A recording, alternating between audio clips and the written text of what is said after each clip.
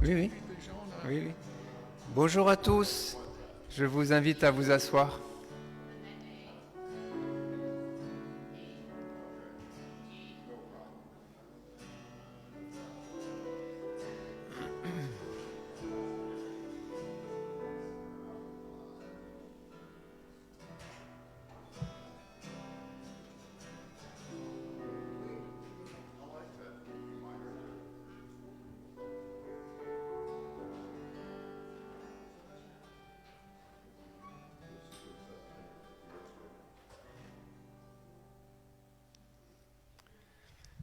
Je vous souhaite la bienvenue à tous dans notre chapelle du roi d'Espagne.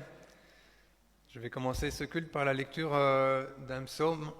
C'est le psaume 132 au verset 3 à 5. Un psaume de David. Non, je n'entrerai pas dans la tente où j'habite. Je ne m'étendrai pas sur mon lit de repos. Je ne veux pas donner de sommeil à mes yeux, ni de repos à mes paupières, avant d'avoir trouvé un lieu pour l'Éternel, une demeure pour le Dieu puissant de Jacob. Le roi David ne pouvait pas trouver de repos avant d'avoir trouvé une demeure pour Dieu, un lieu où on pourrait l'honorer et lui rendre gloire. Alors faisons-lui toute la place dans nos cœurs ce matin pour l'accueillir. Donnons-lui la première place, rendons-lui tout l'honneur qui lui est dû, écoutons ce qu'il a à nous dire et laissons-le agir dans notre cœur, dans notre vie. Prions. Seigneur, je veux te remercier pour ta présence parmi nous ce matin, car là où 2 ou 3 sont assemblés en ton nom, tu es présent au milieu d'eux. Rends-nous attentifs à ce que tu veux nous enseigner et bénis ce temps que nous allons passer ensemble ce matin. Amen. Nous pouvons nous lever pour chanter « J'ai soif de ta présence ».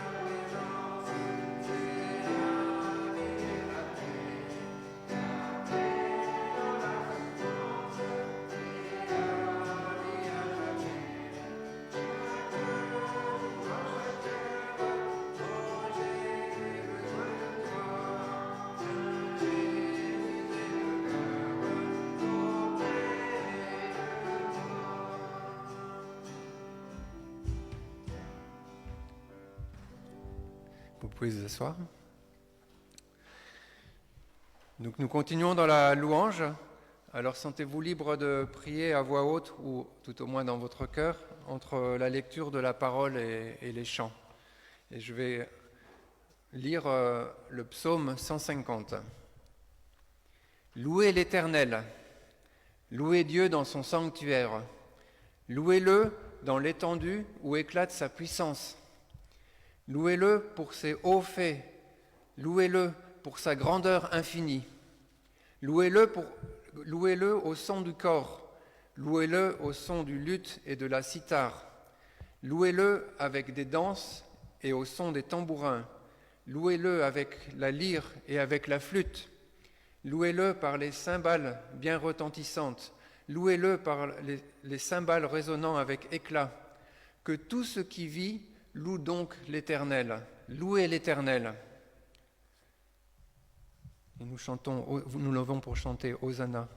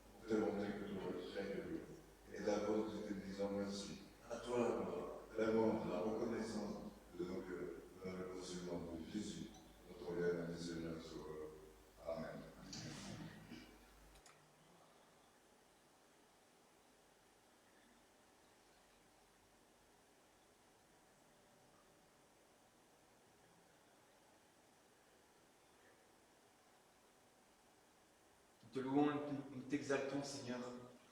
Nous laissons entrer le roi de gloire, afin qu'il puisse faire toute son œuvre. Seigneur, fais ton œuvre en nous, par l'action de ton Saint-Esprit. Que nous puissions vraiment t'exalter, que nous puissions venir devant toi avec un cœur humble, nous humilier et nous laisser transformer et changer de gloire en gloire par toi, Seigneur. Amen.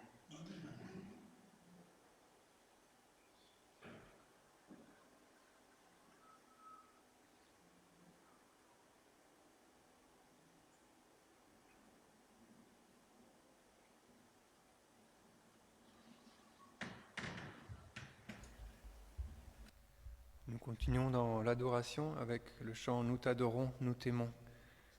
Demandons aussi à Dieu de se glorifier dans nos vies et dans notre Église.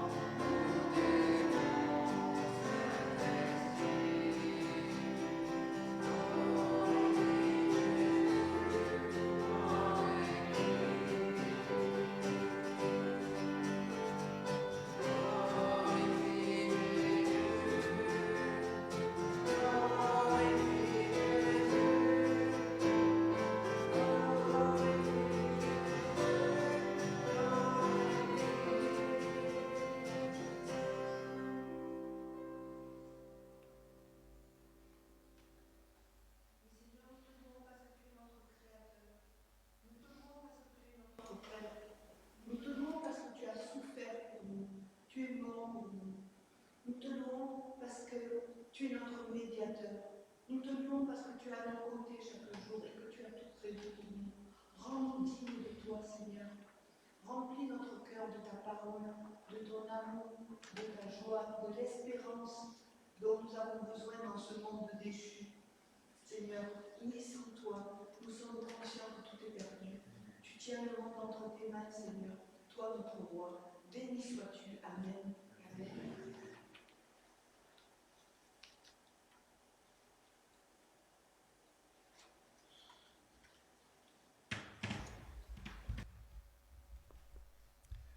Psaume 63, au verset 2 à 9. Ô Dieu, tu es mon Dieu, c'est toi que je recherche. Mon âme a soif de toi, mon corps même ne cesse de languir après toi. Comme une terre aride, desséchée et sans eau. C'est pourquoi, dans ton sanctuaire, je te contemple, pour admirer ta puissance et ta gloire. Car ton amour vaut bien mieux que la vie. Aussi, mes lèvres chantent sans cesse tes louanges. Oui, je veux te louer tout au long de ma vie. Je lèverai les mains pour m'adresser à toi. Mon cœur sera comblé comme, en un bon festin, le corps se rassasie de mets gras succulents. Et je crierai de joie en chantant tes louanges. Lorsque je suis couché, mes pensées vont vers toi. Je médite sur toi tout au long de la nuit. Oui, tu es mon appui. Je suis dans l'allégresse à l'ombre de tes ailes. Je demeure attaché fidèlement à toi et ta puissance me soutient. Nous chantons avec des cris de joie.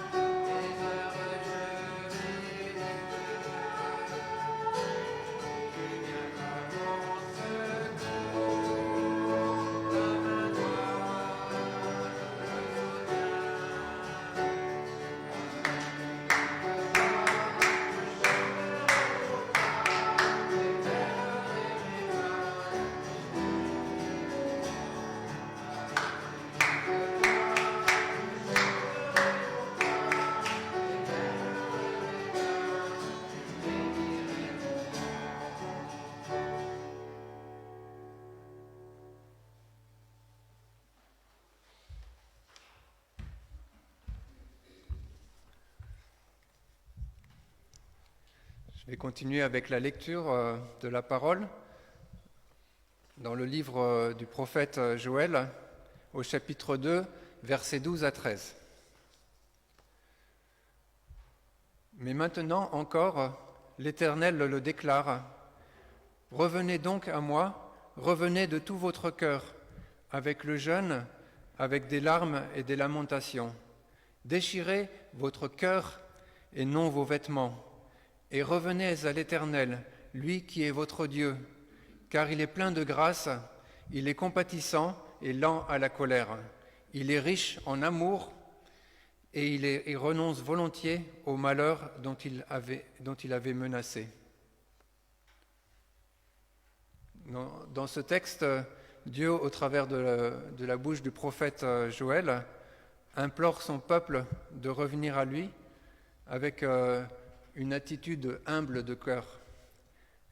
Parce que Dieu est amour et il est prêt à nous pardonner le mal que nous avons fait.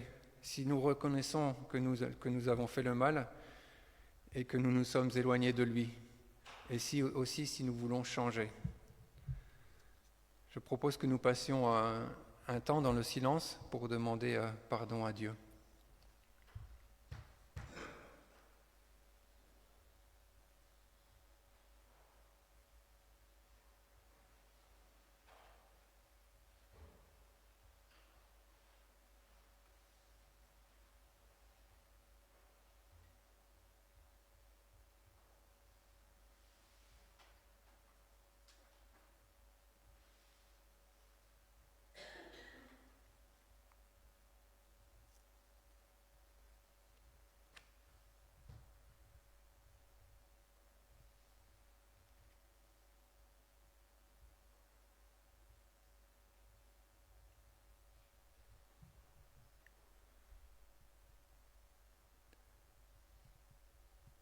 « 1 Jean au chapitre 2, verset 12.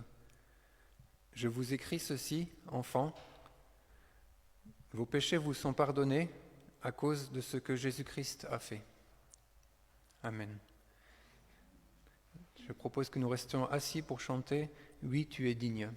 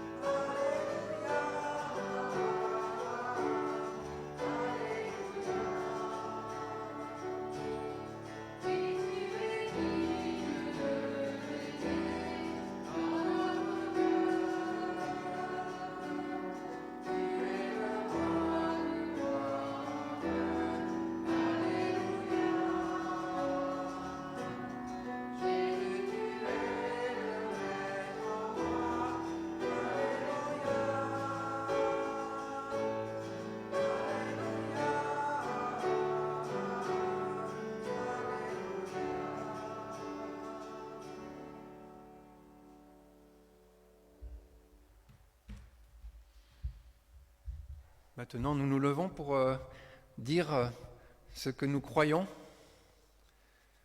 Donc, j'ai choisi la confession de foi de Genève. Donc, c'est assez court, mais j'aime bien. Je crois en Dieu, le Père Tout-Puissant, notre Créateur. Je crois en Jésus-Christ, son Fils unique, notre Rédempteur. Je crois au Saint-Esprit, notre Consolateur. Je crois au Dieu éternel, à sa sainteté qui me condamne, à son amour qui me pardonne, à sa présence qui me régénère. Amen.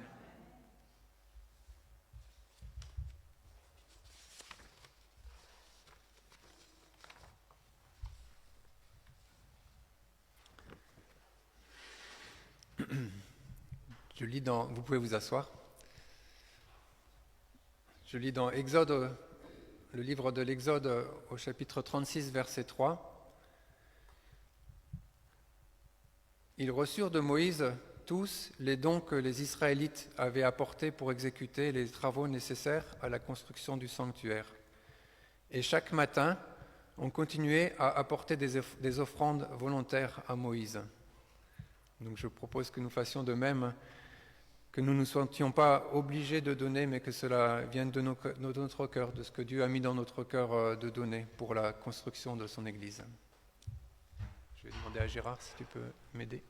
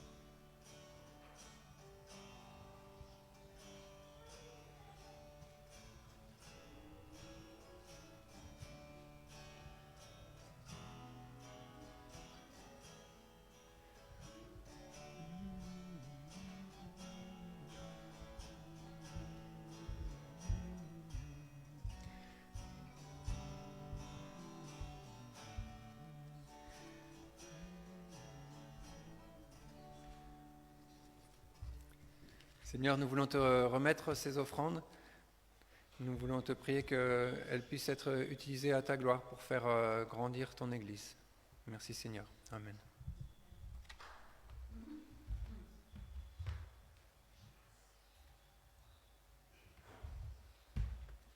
Je vais demander aux enfants si vous pouvez venir devant, comme ça je vais pouvoir prier pour vous, pour la suite du culte.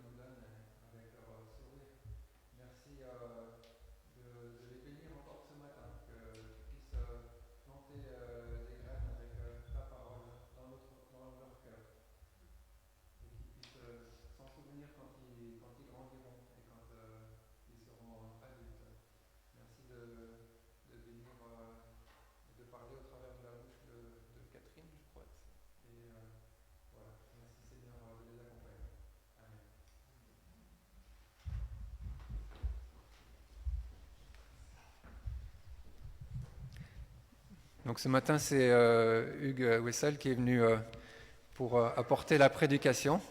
Alors tu es toujours le bienvenu parmi nous et on apprécie beaucoup quand tu es là.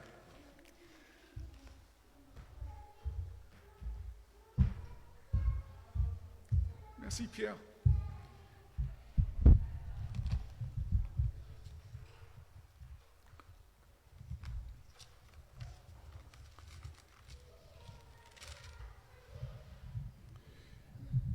C'est toujours un plaisir et une joie pour moi de venir porter la parole de Dieu.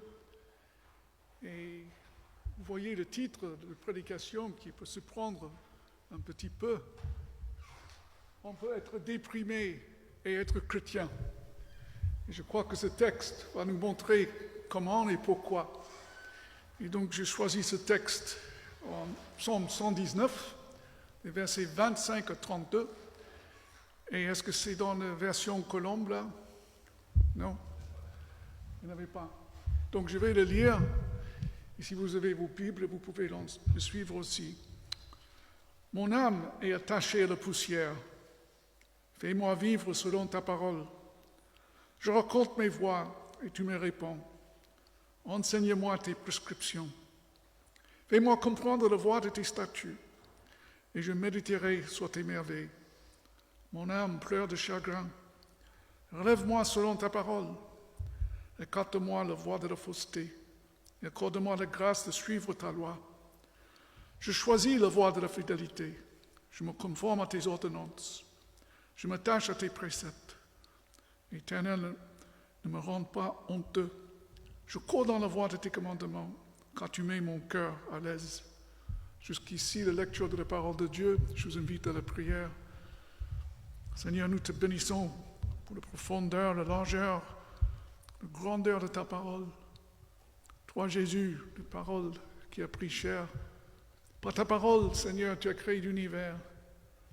Par ta parole, tu nous as fait des promesses précieuses. Par nos paroles, nous te confessons. Par nos paroles, nous acceptons toi, Jésus, comme notre Seigneur et Sauveur. Par les paroles, on entre dans les alliances avec toi que tu as établies. Par les paroles, on se marie devant Monsieur le maire. Par les paroles, on peut bénir. Par les paroles, on peut faire du mal. Par les paroles, on peut détruire. Seigneur, accorde-nous toujours de garder notre parole de telle manière que quand nous parlons, c'est avec grâce, comme quand tu nous parles aussi. Nous voulons être attentifs à ce que tu as à dire ce matin, et pour cela, rends nos cœurs souples, ouvre nos intelligences. Fais en sorte que ce que nous entendons puisse être mis en action dans nos vies, par notre volonté. Et tout cela pour ta gloire, notre croissance dans la sanctification et notre témoignage dans ce monde qui est dans les ténèbres. En ton nom, Jésus. Amen. Dans mon ministère pastoral, depuis des années, je croise beaucoup de chrétiens, vous imaginez bien. Et il y a pas mal, à un moment donné, qui vivent dans la dépression. Ils sont déprimés, découragés, déçus, désappointés. Et vous remarquez quelque chose là? Chaque mot que je viens de dire commence avec la lettre D. Déprimé, découragé, désappointé, déçu, etc. J'ai fait ça exprès en fait, parce qu'ici, dans le psaume 119, il y a 22 sections de 8 versets. Et chaque section de 8 versets commence avec une lettre de l'alphabet hébraïque. Et donc, les 8 premiers versets commencent avec la lettre Aleph. Les 8 versets suivants, le deuxième, Bet. Le troisième,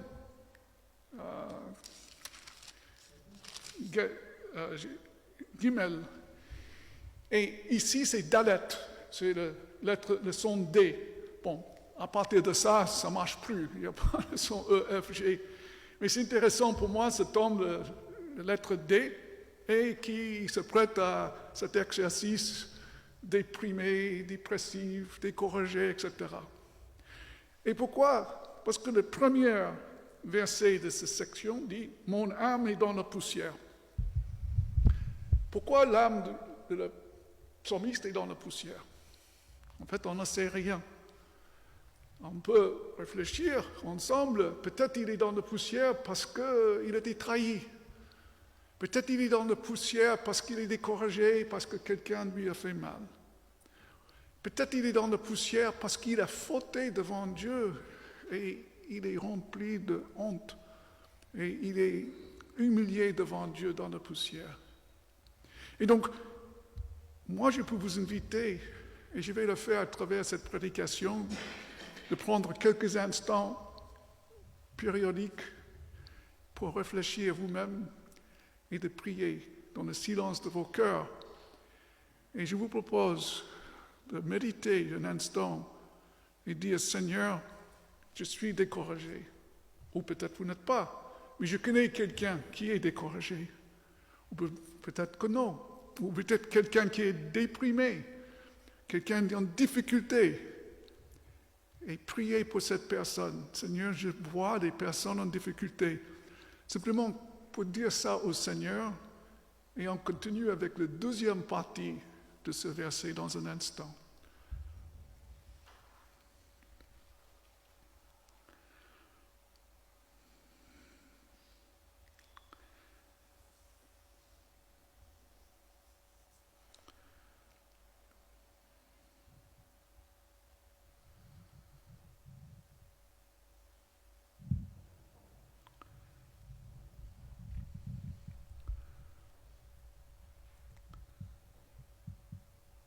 Seigneur, c'est vrai qu'on connaît des gens qui sont découragés, leur âme abattue.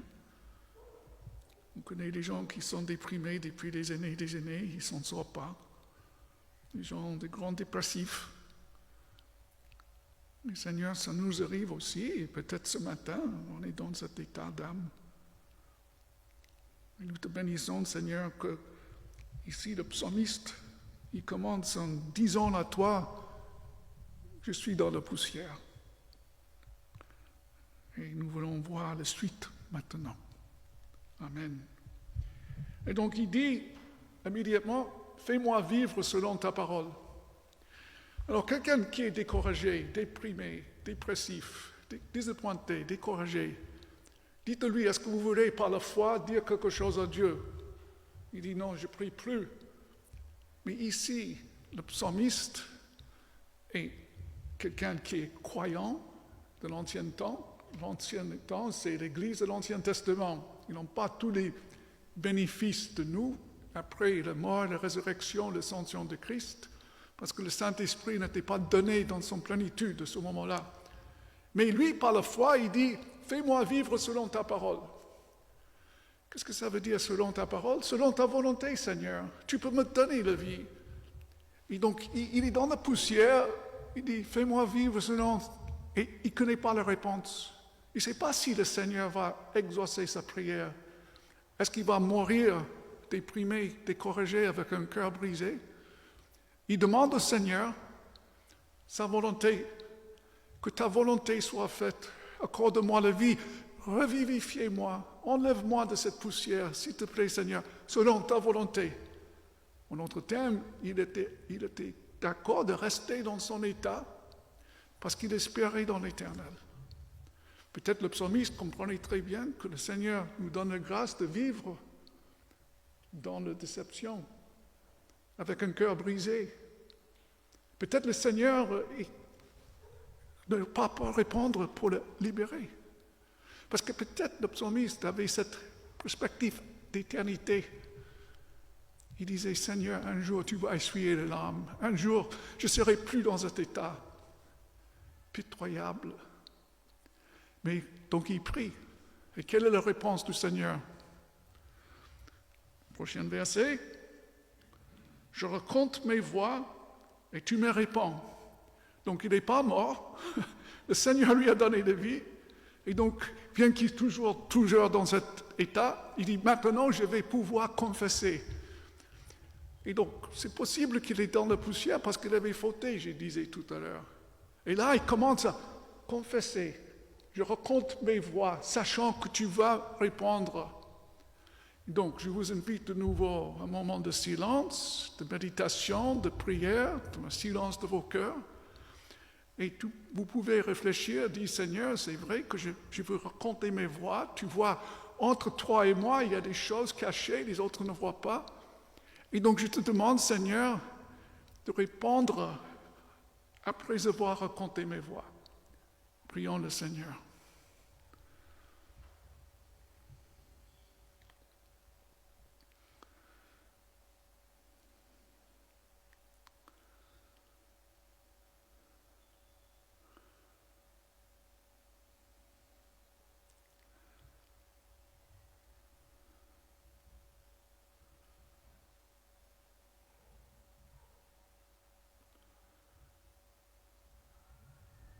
Seigneur, par la foi, le psalmiste raconte ses voies et il est certain que tu vas le répondre parce qu'il est dit « et tu me réponds ». Et effectivement, quand nous sommes inclinés devant toi, même quand on est découragé, quand on raconte nos voies, qu'on en parle avec toi, pourquoi on est dans cette situation. C'est toi qui nous accordes la vie et tu nous réponds. Et l'écho de ta voix est dans nos cœurs et dans nos esprits. Parfois, ce n'est pas la parole, parfois c'est une illumination spéciale par ton Esprit Saint, ou parfois c'est simplement on est inondé de ta paix par ta présence. Seigneur, chacun de nous est différent et tu traites chacun de nous, non seulement comme l'être humain, mais comme ton enfant, qui a une grâce particulière pour chacun de tes enfants. Merci que tu nous réponds. Et le psalmiste savait que tu le réponds, parce que tu lui as donné la vie, après avoir demandé, accorde-moi la vie, Seigneur, selon ta parole. Amen. Et donc, le psalmiste, il va continuer. Il a dit au Seigneur, fais-moi vivre. Il confesse, je recompte mes voies. Donc c'est la deuxième fois qu'il confesse, quand il dit, mon âme est dans la poussière. Le deuxième, il dit, je recompte mes voies. Et maintenant, il demande autre chose au Seigneur. Il ne demande plus la vie. Il demande cette fois-ci que le Seigneur lui enseigne quoi? Ici, le mot prescription, et à travers le psaume, il y a toutes sortes de mots utilisés pour la parole de Dieu, pour la volonté de Dieu. Et donc ici, oh, Seigneur, enseigne-moi tes prescriptions, ça veut dire ta volonté. Et donc, on voit que petit à petit, le psalmiste, il prend un peu plus de force là. Et donc maintenant qu'il est en vie, il veut que le Seigneur lui explique davantage de sa volonté. Et donc, sans doute, il méditait la parole, ou les choses qu'il connaissait déjà, ou en communion avec Dieu, il comprenait que le Seigneur est en train de lui parler pour transformer son esprit et son cœur, son attitude. Et on continue, le prochain verset, il dit une autre requête, « Fais-moi comprendre la voie de tes statuts. » Il enchaîne, il dit, « Seigneur, je veux que tu m'enseignes. » Mais un enseignement sans compréhension, ça ne suffit pas pour lui, comme pour nous. On peut enseigner quelqu'un comment conduire, mais la personne n'a pas forcément de compréhension comment conduire. Ce n'est pas dans ses réflexes, ce n'est pas dans ses attitudes encore. Il peut pas. On peut enseigner quelqu'un avec la langue française, mais il ne comprend toujours pas comment il a fait cette faute après 50 ans. Oh, je parle de moi là, pardon. Et alors, et celui qui l'enseigne peut être découragé parce que son mari n'a pas... Oh, je ne parle pas d'elle. Bon, bref, on comprend bien que l'enseignement, la compréhension, c'est deux aspects, pile et face de la même idée, mais la compréhension est très importante. Il veut comprendre la parole de Dieu. Il veut comprendre la volonté de Dieu. Et donc il demande au Seigneur, Seigneur, fais que je comprends la voie de tes statuts, ta volonté. De nouveau, je vous invite à méditation, silence, de prier, afin que le Seigneur vous permette à comprendre sa parole et sa volonté. Prions.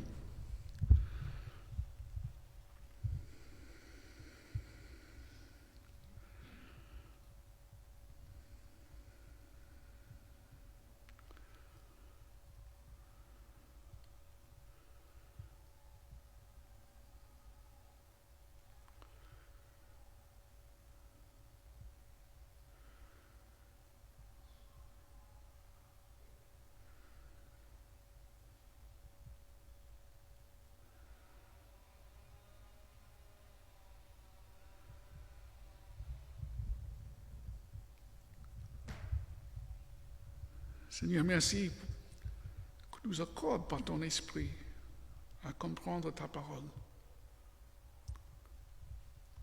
Dans mon ministère, et peut-être mes amis aussi, je croise énormément de gens. Et hier soir, il y avait cette femme, et qu'on a commencé de parler de parole, elle dit, j'arrive pas à la comprendre. Il y avait un enseignement qui lui a donné, un encouragement de lire, mais elle était perplexe dans la compréhension. Et on voit ça au Nouveau Testament avec Eunuque qui ne comprenait pas la prophétie d'Ésaïe. Et donc, Seigneur, C'est pourquoi nous te demandons de nous faire comprendre ta parole, de faire comprendre ta volonté. Mais Seigneur, dans cette compréhension, on peut se tromper aussi. On voit à travers l'histoire de l'Église les gens qui interprètent leur compréhension, qui colportent, et parfois ils tombent dans l'hérésie. En niant la Trinité, en niant la divinité de Christ, en niant ceci et cela. Et ils montrent leur propre théologie. Seigneur, accorde-nous tous d'être humbles et prêts, être exhortés par ton esprit et par nos prières dans la foi, de mieux comprendre ta parole. Encore pour ta gloire et notre croissance dans la sanctification. Donc on est dans ce troisième verset là, et qu'est-ce qu'on voit? 3 fois, le psalmiste demande quelque chose à Dieu. Fais-moi vivre, enseigne-moi, et fais-moi comprendre, Seigneur. Il dépend complètement de Dieu pour cela. Il est conscient qu'il ne peut pas comprendre la parole de Dieu, il ne peut pas être enseigné sans le Saint-Esprit. Il peut lire la parole et rester complètement opaque à ce que le Seigneur est en train de dire. Et quel est le résultat de cet enseignement? Quel est le résultat de cette compréhension? Il dit, je méditerai sur tes merveilles. Et donc, il n'est pas parti, il n'est pas relevé de dire, voilà, maintenant je suis dans le monde. Il a dit, avec ce que tu m'as donné, Seigneur, je vais méditer tes merveilles. Quelles sont les merveilles?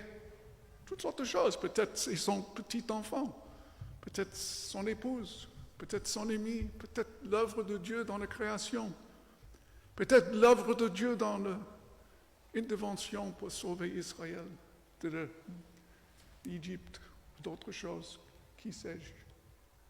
En tout cas, il dit, je méditerai tes merveilles. Et donc, un autre terme pour méditer, c'est la contemplation. Ici, dans le culte, Pierre dit, voilà, on entre dans une période de contemplation. Il y a la louange et la contemplation qui est différent. La méditation de la parole, la méditation des œuvres de Dieu, la contemplation de tout cela est quelque chose qui est riche pour nos âmes. Des parents ici, ou des grands-parents, ou des arrière-grands-parents pour certains qui sont là, ce matin, ils voient ces petits, ils sont dans l'émerveillement. Ils voient ça, ils gardent le silence. Quand un enfant dort, les parents regardent mes petits anges, ils sont là, ils sont parfaits. Bon, le lendemain, ils ne sont pas aussi parfaits, mais c'est autre chose. Et donc, de méditation, de contempler, d'être émerveillé, c'est fabuleux. C'est un don de Dieu. Dieu a contemplé ce qu'il a fait après la création. Il a contemplé, il a dit, c'est très bien. C'est très bien. Et donc Dieu vous contempla chacun avec son amour. Et il dit, vous en faites pas. Je suis en train de m'investir dans votre vie, je vais vous transformer. Et vous allez être l'image de plus en plus de Jésus-Christ. Cette progression, et un jour je vais terminer ce travail avec mon retour. Vous en faites pas. Donc, le psalmiste est apaisé. On pense, peut regarder la réaction après avoir contemplé les merveilles du Seigneur. Mon âme pleure de chagrin. Oh, attendez là.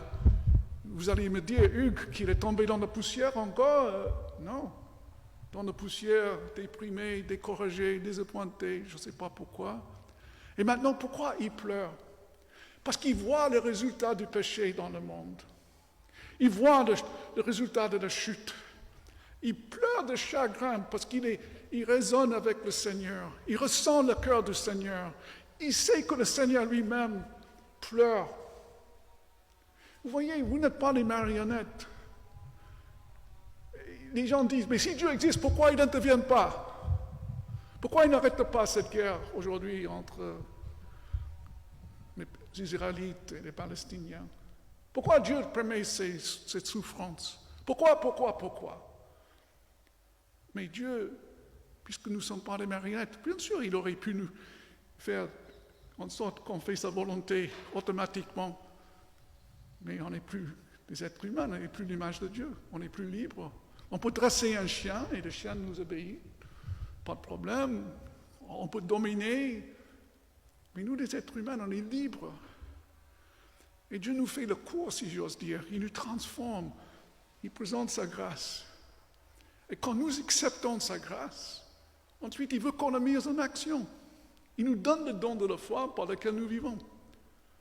Je connais des gens qui font le cours les uns aux autres, qui font des couples en formation. Je suis sollicité comme pasteur d'accompagner pas mal de couples pour les préparer pour les mariages. Et ce que je souligne avec eux, c'est qu'il faut faire le choix tous les jours d'aimer, de rester attaché à votre époux ou votre épouse. C'est un choix. Vous êtes libre de ne pas le faire. Mais pour plaire à Dieu, vous allez le faire. Et je sais que c'est une lutte dans les âmes des uns des autres. Parce qu'on est toujours égocentrique encore.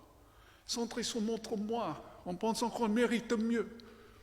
Et donc de mourir à notre moi, de choisir l'autre et de vivre pour l'autre, c'est l'enjeu de mariage. Et donc le Seigneur, il nous donne cette puissance. C'est lui qui nous donne le vouloir et le pouvoir de le faire. Le vouloir et le faire, ce n'est pas la grâce de Dieu. Et on peut refuser cette grâce. On peut endurcir notre cœur. On peut attrister le Saint-Esprit. Mais ce n'est pas Dieu qui se retire de nous. C'est nous qui se détournons de Dieu. Et Dieu nous poursuit. L'histoire de le fils prodigue. Le père guettait son fils. Il a couru vers le fils pour le protéger contre le regard méprisant des villageois. Il a fait la fête. Et c'est le fils aîné qui méprisait le père après.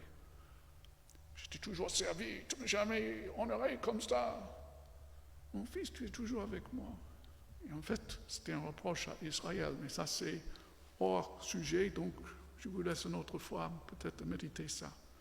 Donc ici, le psalmiste est en train de dire, mon âme pleure de chagrin. Relève-moi selon ta parole. Vous voyez encore le refrain. Fais-moi vivre selon ta parole. Enseigne-moi ta parole. Fais-moi comprendre ta parole. Relève-moi selon ta parole. Enlève-moi, Seigneur, de ce chagrin. Donc je vous invite de nouveau de prier en disant, Seigneur, c'est vrai que parfois, maintenant, tous les jours, quand j'y pense, mon cœur est dans le chagrin. Seigneur, relève-moi selon ta parole. Je vous invite à prier dans le silence de vos cœurs.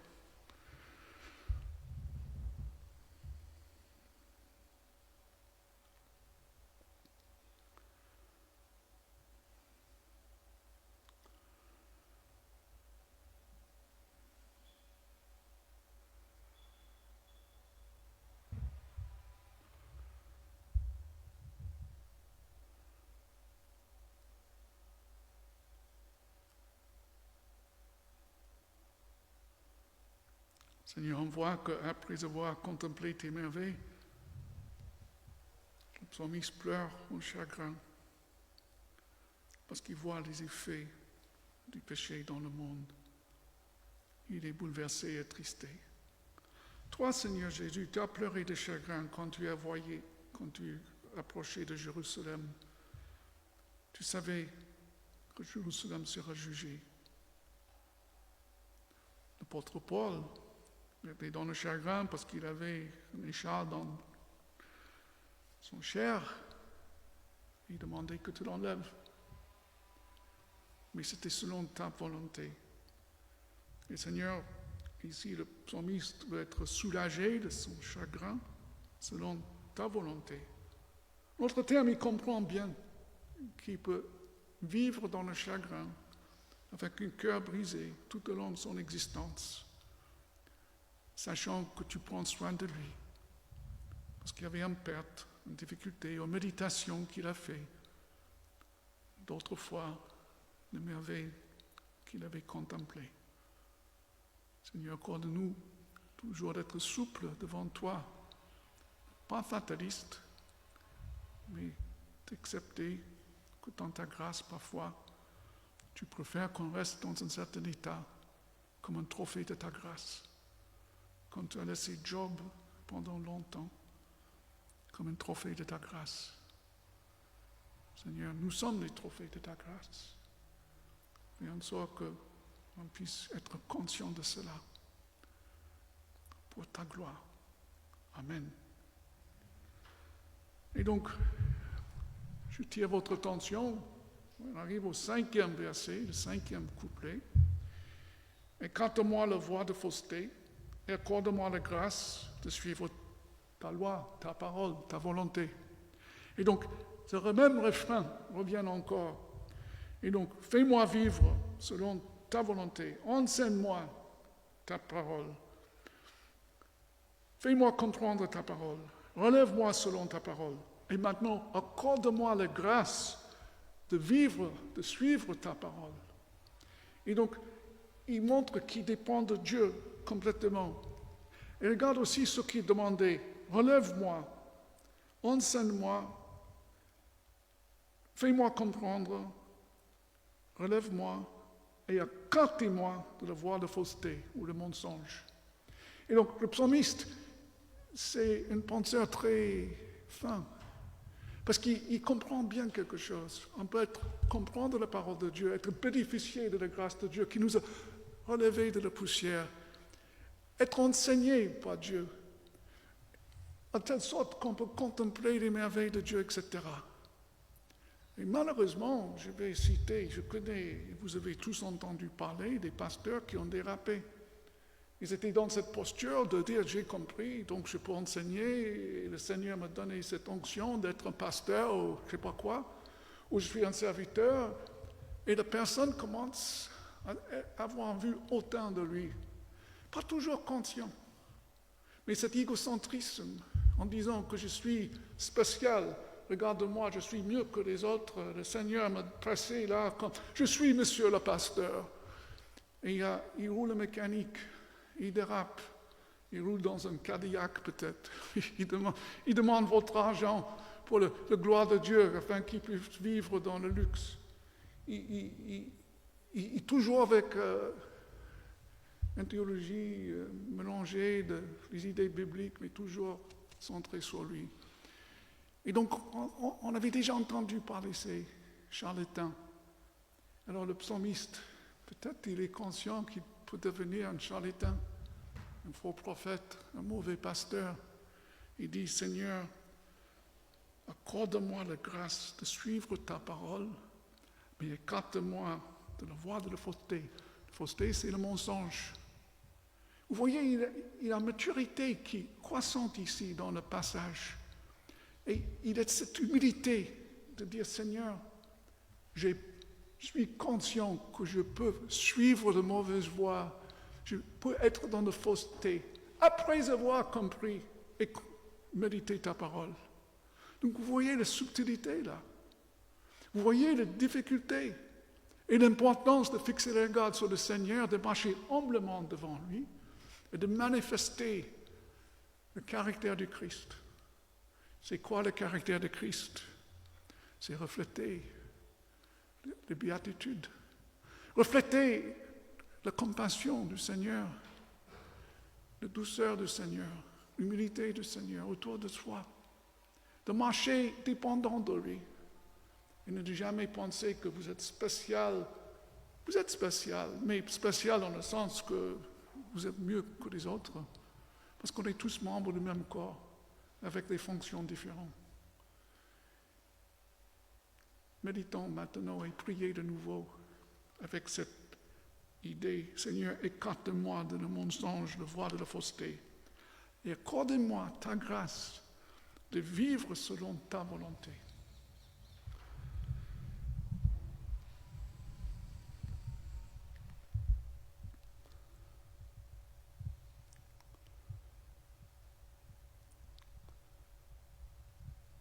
Seigneur, chacun de nous a vu des personnes, disons chrétiens, qui marchaient dans la fausseté, qui se vantaient, qui dominaient, qui imposaient leur volonté sur les autres, qui ne marchaient pas humblement devant toi. Et quand ils étaient repris, ils avaient toujours raison. Il y a des gens narcissiques, Seigneur, qui parfois se trouvent dans une position d'être un pasteur ou un évangéliste. Et on voit ça même chez les hommes politiques, les femmes politiciens parfois, dans tous les domaines de la vie. Mais ces personnes se vantent pour des raisons qui sont propres à chacun d'eux, chacun d'une. Seigneur, nous te prions de nous protéger contre cette voie de fausseté, cette voie de mensonge. Et quand tu nous accordes la grâce de te confesser, accorde-nous la grâce à suivre ta volonté. C'est par le Saint-Esprit que nous avons cette grâce. Accorde-nous de ne pas l'attrister, afin qu'on puisse marcher dans ta volonté. Amen. Donc, jusqu'ici, le psalmiste demande à Dieu pas mal de choses. On vient de le voir. Il demande et Dieu répond chaque fois. Il y a une progression.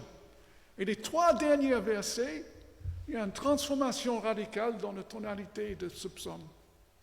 Maintenant, il parle moi, je.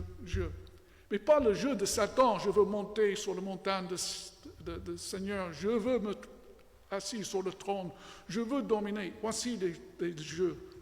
Je choisis la voie de fidélité. Je me conforme à tes ordonnances. Je m'attache à tes préceptes. Je cours dans la voie de tes commandements. Donc il y a une transformation. Quelqu'un qui était déprimé, découragé, il y a 5 versets. Ici, maintenant, au 6e, 7e et 8e verset, il est capable de choisir. Parce que le Seigneur a renouvelé, il a relevé cette personne. Mais la manière qu'il a relevé la personne, c'était une manière très logique, inspirée par le Saint-Esprit.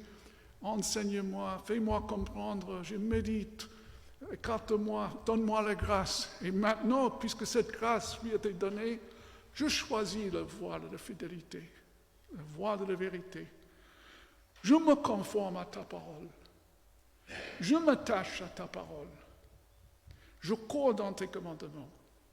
Mais il y a un petit mot là, verset 31, une petite phrase, entre je m'attache à ta parole, des préceptes, et avant que je cours dans tes voies, tes commandements, Éternel ne me rend pas honteux. Pourquoi d'un coup, après avoir choisi tout cela, il demande au Seigneur de ne pas le rendre honteux? Bon, il faut faire une petite explication du mot honte. La honte et la culpabilité sont pile et face de toutes choses qui nous inquiètent tous. La culpabilité, c'est quand vous êtes coupable objectivement d'une faute. Ça peut être un flagrant délit, ici, le code de conduire. Ça peut être quelque chose où vous êtes coupable devant Dieu, devant les uns les autres, devant Dieu lui-même. C'est objectif, c'est du péché. Mais la honte n'est pas quelque chose d'objectif, c'est quelque chose de très subjectif. C'est votre sentiment interne que vous n'êtes pas fier de vous-même, que vous avez honte de ce que vous avez fait. Vous êtes déçu au fond de votre être et vous ne voulez pas être exposé. Vous êtes en embarras. Adam et Ève étaient les premiers à expérimenter la honte. Parce qu'après avoir la chute, ils ont voulu se cacher les uns les autres et se cacher de Dieu parce qu'ils avaient honte de ce qu'ils avaient fait. Ils voyaient les choses autrement maintenant, avec l'entrée du péché. La honte est quelque chose que nous vivons chacun. En autre terme, c'est l'embarras. Peut-être vous avez des petites anecdotes de votre vie. Je me souviens, j'étais garçon et j'allais dans les toilettes et je suis entré, et c'était les toilettes des femmes. J'avais 5 ans, je ne sais pas, j'avais honte. Je me souviens, j'étais l'embarras. Tout le monde rigolait, mais moi, j'étais terrorisé par ça. Et vous voyez, je n'ai jamais oublié. Et les sentiments de honte peuvent nous guetter. J'ai honte. On peut être dans honte pour toutes sortes de raisons. Chacun de vous a vos propres histoires. Chacun de vous ne veut pas que ce soit révélé. Jésus-Christ, qu'est-ce qu'il a fait pour nous? Il a méprisé la honte pour notre bénéfice, pour notre bien-être. Je lis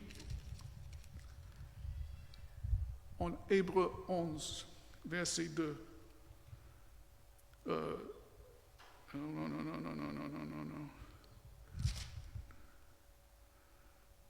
Ah, j'ai oublié le texte.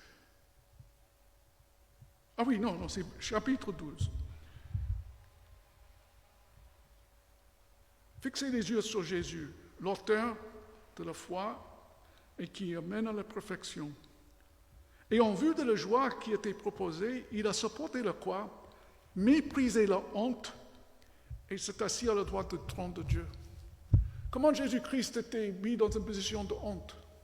Parce que cette époque-là, les Romains, quand vous avez crucifié, c'était en public, vous étiez exposé à tout le monde, et en plus vous étiez mis en nu. Tous vos vêtements étaient enlevés. Et dans la nudité, dans toutes les cultures du monde, c'est une honte. On ne veut pas être exposé comme ça. Et Christ a accepté, il a méprisé cette honte pour nous. Et donc, le psalmiste ici, il demande à Dieu, Éternel, ne me rends pas honteux.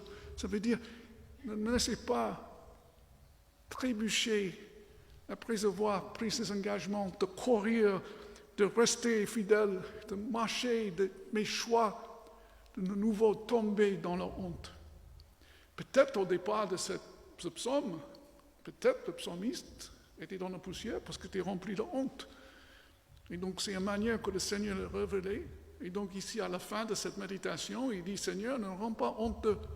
En fait, Seigneur, une fois dans la poussière, ça suffit.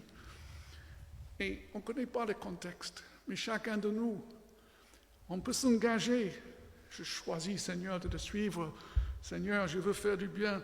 Je veux me faire conformer à ta parole et ta volonté.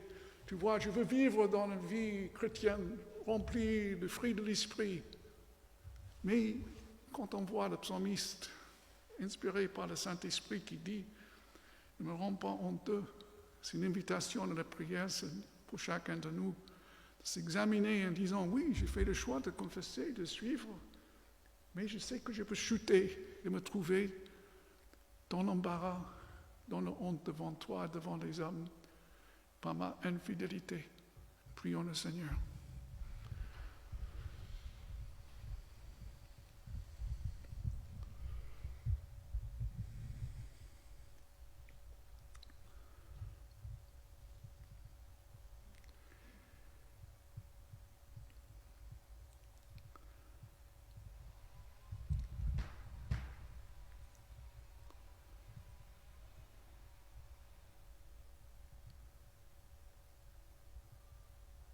Seigneur, nous te bénissons que tu nous accordes la grâce toujours de vivre selon ta parole, comme le psalmiste.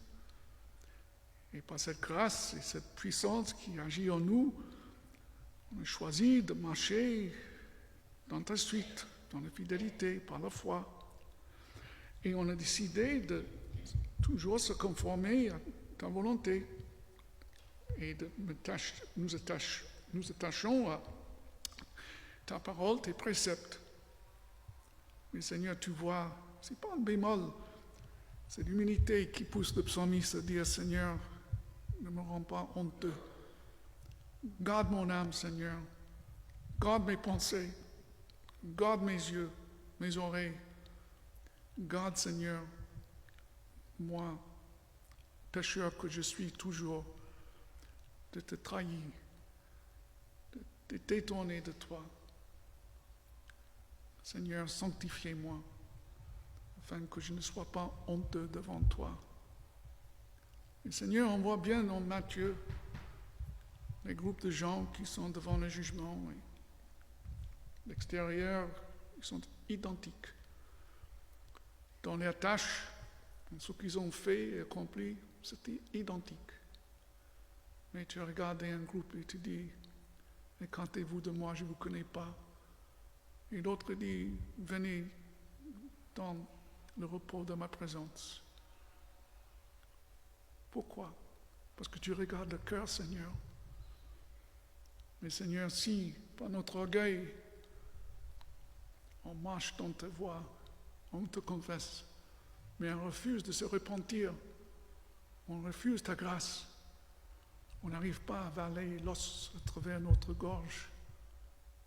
C'est une honte devant toi, parce qu'on est en train de refuser ta grâce. Et on choisit comment nous voulons mener nos vies. Seigneur, tu vois, le psalmiste est conscient de cela.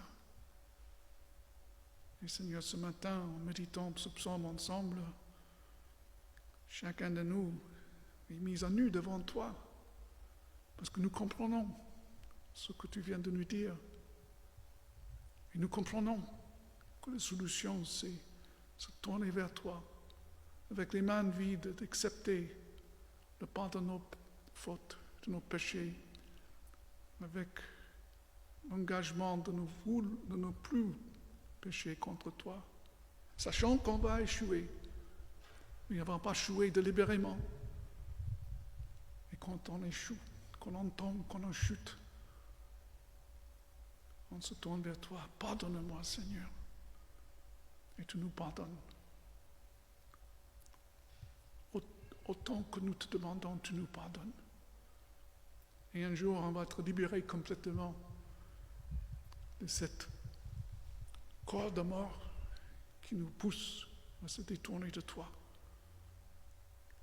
Seigneur, merci que le psalmiste était conscient de tout cela. Il a voulu vivre selon ta parole. Amen. Et le dernier verset, je cours dans tes commandements, dans tes préceptes. Je cours selon ta volonté. Car tu m'as mis mon cœur à l'aise.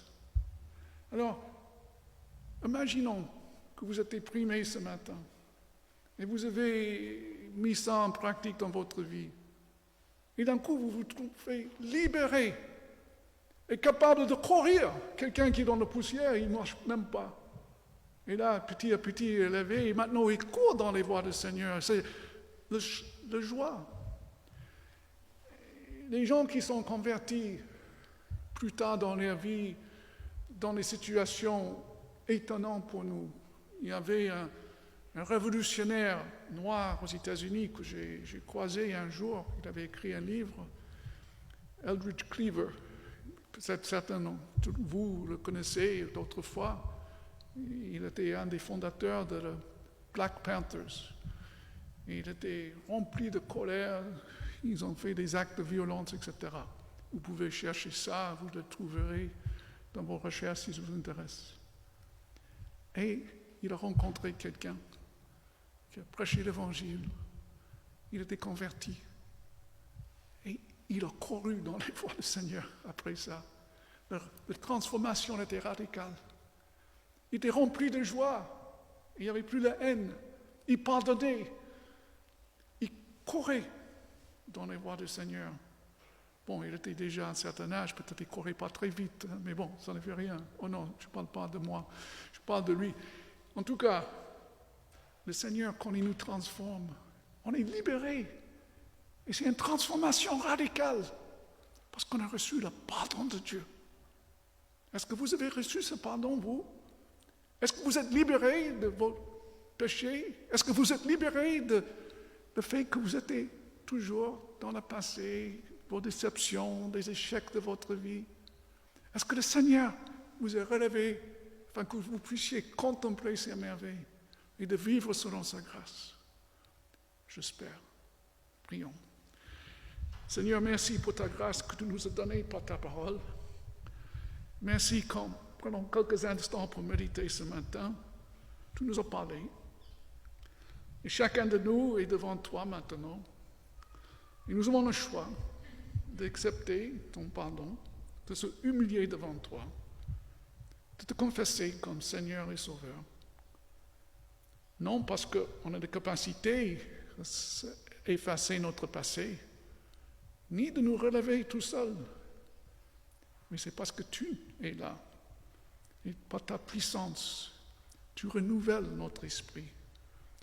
Tu rends nos cœurs souples et tu nous donnes la force de mettre tout ça en pratique.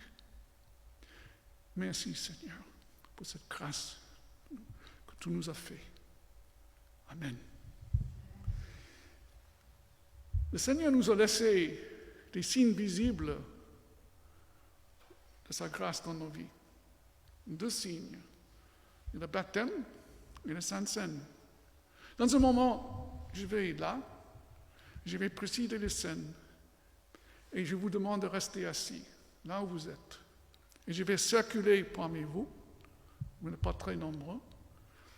Et si vous confessez que Jésus-Christ est mort et ressuscité pour vos péchés, et vous vous sentez abaissé parce que vous contemplez la parole et vous ne sentez pas capable, le repas est pour vous.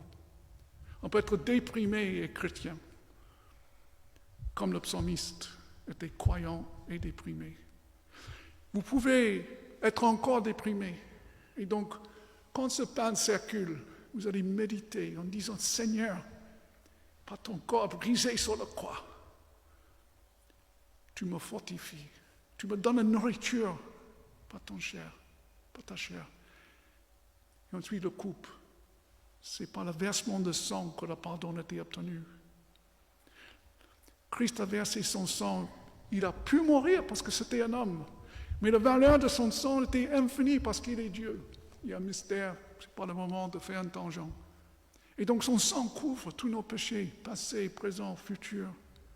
Et en acceptant ça, on témoigne qu'on fait confiance à lui. Et donc il laisse ces signes visibles pour nous de fortifier notre foi. Alors si vous confessez le Seigneur, venez. Si vous ne confessez pas encore, venez goûter le Seigneur et voir qu'il est bon. Repentez-vous ce matin. Si vous avez entendu sa voix, n'endurcissez plus vos cœurs. Acceptez de vous humilier devant lui, afin que vous obtenez le salut promis en Jésus-Christ. J'y vais là, je vais préparer la table. Je vous invite à un moment de méditation, de prière, pendant que je fais la logistique.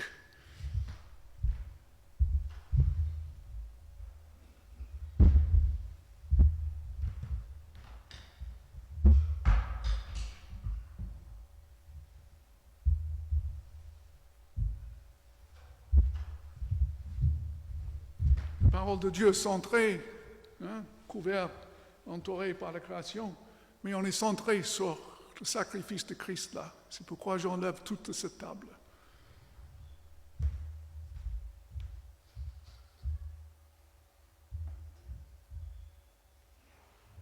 Le jus de raisin extérieur, l'intérieur, le vin. Donc, si vous ne voulez pas le vin, prenez l'extérieur.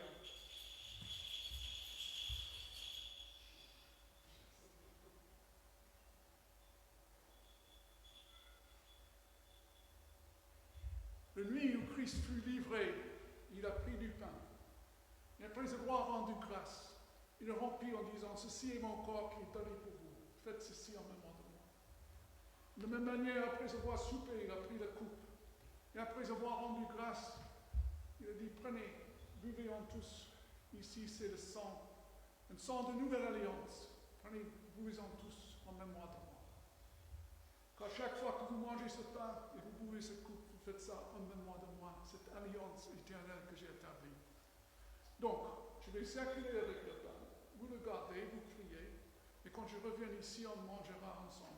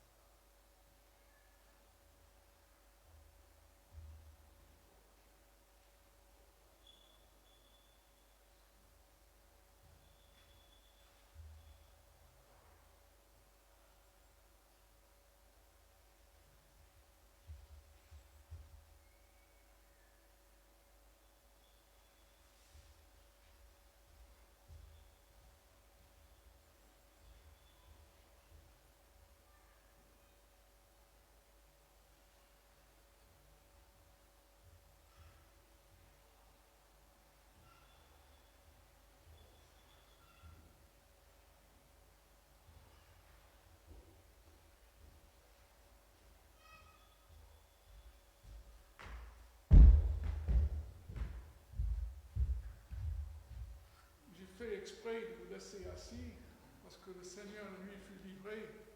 Les disciples étaient assis autour de table, le Seigneur les servit.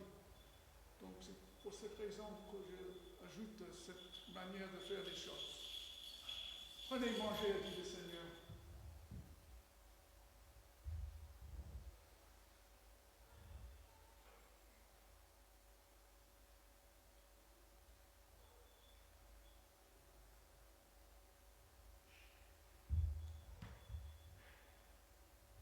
Seigneur, merci pour ce pain brisé qui représente ton corps.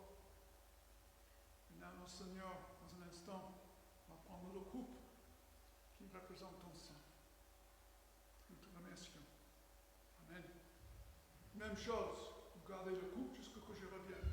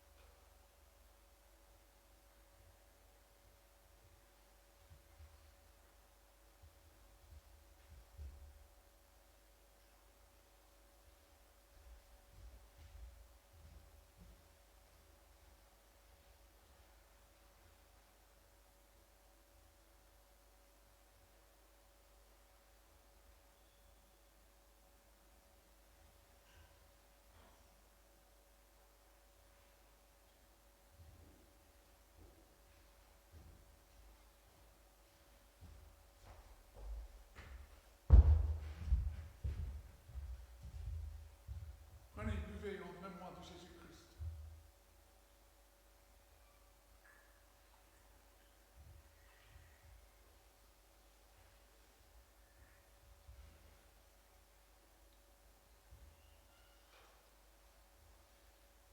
Seigneur, merci que tu nous laisses des choses tangibles, matérielles, qui représentent des choses éternelles et spirituelles.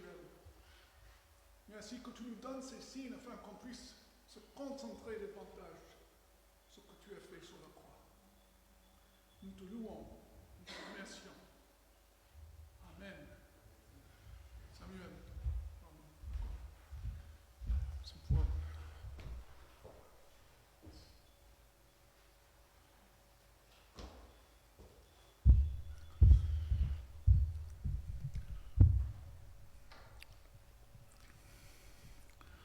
Pierre.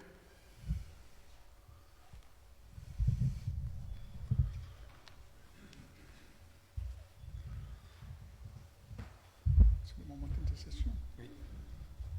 Et tu peux lancer le dernier. Non, le contexte, c'est après la bénédiction. Oui. Je reviens pour le Oui, contexte. oui. Nous allons passer un petit temps d'intercession.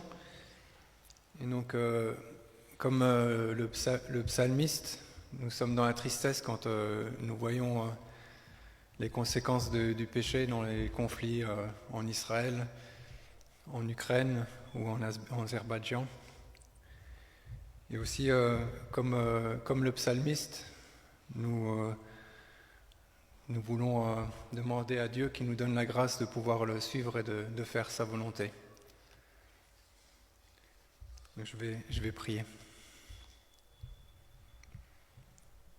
Seigneur, nous voulons te remettre le conflit en Israël. Nous voulons te prier que tu interviennes. Nous voulons te prier que tu puisses calmer la douleur de ceux qui ont vécu des atrocités. Nous voulons te prier aussi pour le peuple palestinien pour qu'il puisse avoir du pain, avoir de l'eau et des médicaments. Nous voulons te remettre aussi le conflit en Ukraine, que tu puisses trouver des solutions que les hommes, nous n'arrivons pas à trouver pour que ce conflit puisse se terminer. Nous voulons te remettre aussi le peuple arménien pour tous ceux qui ont été déportés du Haut-Karabakh. Nous voulons te les remettre et que tu puisses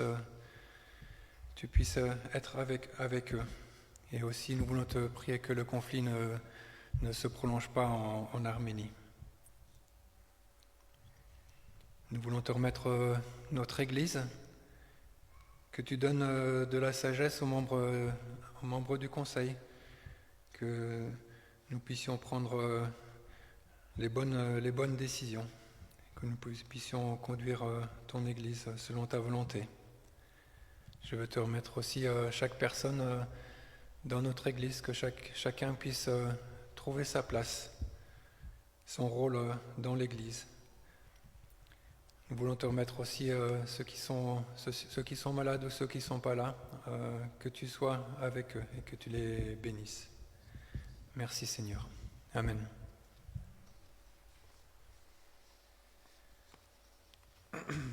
Donc avant l'envoi aussi, je vais peut-être faire les annonces. Je ne sais pas si on a beaucoup d'annonces. Donc le culte dimanche prochain, toujours à 10h. On essaye de commencer à 10h15, pas plus tard. Voilà. L'étude biblique et moment de prière, donc tous les mardis soirs. Donc ça se fait toujours par Zoom. Donc normalement vous devez recevoir le mail avec le lien Zoom. Enfin c'est toujours le même de toute façon. Donc c'est le mardi soir à 8h. Donc c'est Michael qui dirige ce moment. Et donc on étudie l'épître aux Éphésiens. Je ne sais pas s'il y a d'autres annonces. Anne-Marie, tu as des...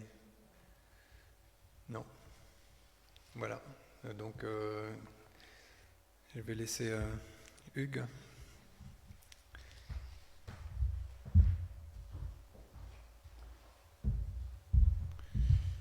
Écoutez cette exhortation de part de Dieu. Vous êtes ressuscités avec le Christ. Cherchez les choses d'en haut, où le Christ était assis à la droite de Dieu. Pensez à ce qui est en haut et non à ce qui est sur la terre. Car vous êtes morts et votre vie est cachée en Christ. Quand le Christ, votre vie, paraîtra, alors vous paraîtrez aussi avec lui dans la gloire. Je vous invite à vous lever pour recevoir sa bénédiction. Que le Dieu de paix, qui a ramené d'entre les morts le grand berger, par le sang d'une alliance éternelle, notre Seigneur Jésus, vous rende apte à tout ce qui est bien pour faire sa volonté, qui fasse en nous ce qui lui est agréable par Jésus-Christ, à qui soit la gloire au siècle des siècles. Que la grâce soit avec vous tous. Amen. Bon dimanche, après avoir chanté le 582, 882. Ah, c'est déjà fâché. Merci.